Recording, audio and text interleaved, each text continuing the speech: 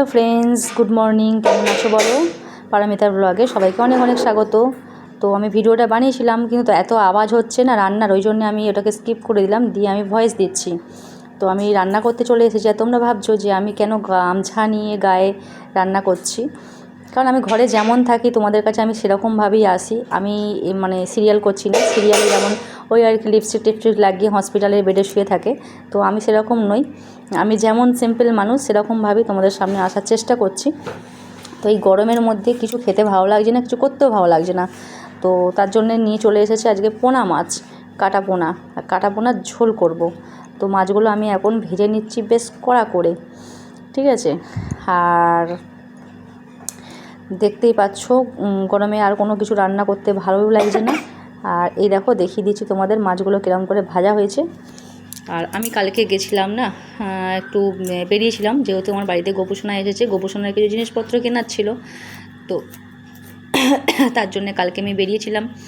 আর আমাদের হাওড়ার রামরাজাতলা অনেকেই জানো, তো রাম ঠাকুর উঠেছে, তো রামের দর্শন করে নিলাম।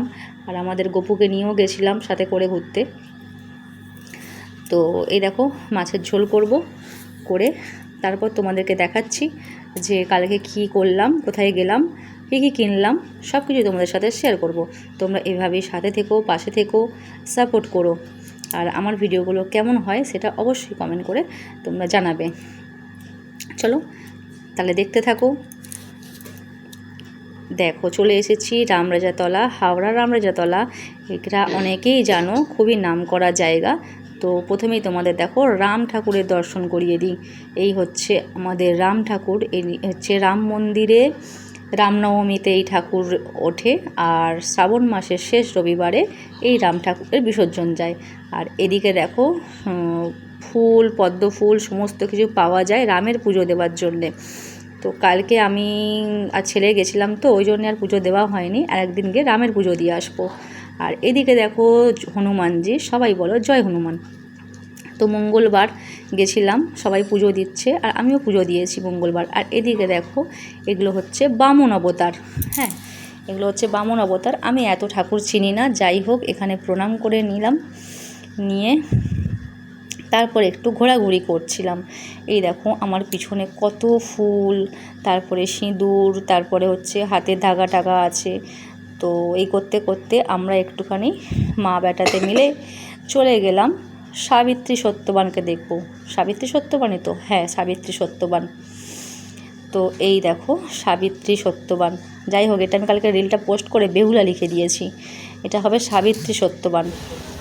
তো এখানে অনেক কিছু দোকান বসে, তার মধ্যে আমার চোখে পড়ে গেল এই দেখো, এটা হচ্ছে রুটি বেল্লি বা লুচি বেল্লি যাই বলো না কেন, বেলুন চাকতি যাকে বলে। তো আমি ভাবলাম যে গোপালের জন্য তো রান্না করতে হবে, আর এমনি নিরামিষ ভোগ টোকও করতে হবে, তো ঘরের জিনিসগুলো তো ইউজ করা উচিত নয়, তার জন্যেই ভোগের জন্যে এই হচ্ছে বেলুন চাকতিটা নিয়ে নিলাম। এটার দাম নিয়েছে মাত্র 50 টাকা। তো এরকম ছোটোখাটো দোকান থেকে না জিনিসপত্র কেনার চেষ্টা করবে সবাই। বড় বড় দোকান থেকে তো সবাই জিনিসপত্র কেনে, কিন্তু ছোটোখাটো দোকানগুলো বসে থাকে না আশায় যে একটা জিনিস কেউ নেবে। তারপরে দেখো এটা হচ্ছে পার্মানেন্ট থাকে রাম ঠাকুর, রাম সীতা সারা বছর আর কি এখানে থাকে, এটা নতুন করে করা হয়েছে। তো এই জায়গাটা আমার ভীষণ প্রিয়। আর এই দেখো একটা তোমাদের কর্নার সাইড দেখাবো, এই কর্নার সাইড ঠিক হচ্ছে শিব ঠাকুরের অপোজিটের যে কর্নার সাইডটা, এই জায়গাটা দেখো, এই জায়গাটা আমার একটা পরম শান্তির জায়গা, বুঝেছো? ঠিক আছে, এই জায়গাটা আমার ভীষণ ভালো লাগে। আর এখানে দেখো কত রকমের হার, কানের সেট, কিন্তু আমার কিছুই কিনতে ইচ্ছা করে না, আমার মনে হয় যেন। আর দেখো অনেক রকমের জিনিসপত্র এখানে পাওয়া যাচ্ছে, বাট আমার না কিছুই কিনতে ইচ্ছা করে না, কেন জানি না। কখনো মনে হয় যে অনেক কিছু কিনবো, আবার কখনো মনে হয় না কিছুই কিনবো না। তো দেখতে দেখতে চলে এসেছি গোপুর জিনিস নিতে। তো দেখো গোপুর একটা সিংহাসনের দরকার ছিল, এখান থেকে এই সিংহাসনটা নিয়ে নিলাম। তো এখানে ভালো করে দেখাতে পারছি না, আমি তোমাদের একটু পরে দেখিয়ে দিচ্ছি ভালো করে। আর পেতলের জিনিস দিলে না মন ভীষণ ছটফট করে কিন্তু পেতলের জিনিস নেওয়ার জন্যে। তো দেখো গোপালের মাপে একটা সুন্দর সিংহাসন নিয়ে নিয়েছি, আর একটা ছোটো বাটিও নিয়ে নিয়েছি। আর এখানে দেখো আমি কানেরগুলো দেখছিলাম একটা নেওয়ার জন্যে, বাট একটাও কানের আমার ঠিক পছন্দ হলো না। তার জন্য একটুখানি ঘুরে ঘাড়ে ভিডিও করে চলে এলাম। আর যেহেতু পড়িও না এসব কানের ফানের, তার জন্যে আর নিলামও না, ভালো লাগছিল না। একা একা না কেনাকাটা করতে একটুও ভালো লাগে না। এই তারপরে দেখো চলে এসেছি আর একটা দোকানে। এখানে কিছু জিনিস, এই যে গোপুসোনার চুল সেট করা হচ্ছিল, কিন্তু চুলটা হলো না মাথায়, তার জন্যে গোপুর একটা পাগড়ি নিয়ে নিয়েছি। এই দেখো কি সুন্দর লাগছে না, কিন্তু চুলটা আমার মনের মতন লাগেনি, তাই জন্য আর চুল নিইনি। তো ওখান থেকেও কিছু জিনিসপত্র কিনে নিয়েছি। নিয়ে দেখো আমরা আবার ঘুরছি। এদিকে দেখো বাদামের দোকান, এদিকে সাজগোজের দোকান। আর মেয়েদেরই মানে মেয়ে মানেই হচ্ছে সাজগোজের জিনিস কিনতে ইচ্ছা করে বারবার। তার মধ্যে আমিও কিনেছি একটা নেল পলিশ, তারপরে ক্লিপ কিনেছি কটা। আর এদিকে দেখো বাদাম ভাজা নিয়ে নিলাম। বাদাম ভাজা নিয়ে বাড়ির উদ্দেশ্যে টুকটুক টুকটুক করে রওনা দিলাম বাদাম খেতে খেতে।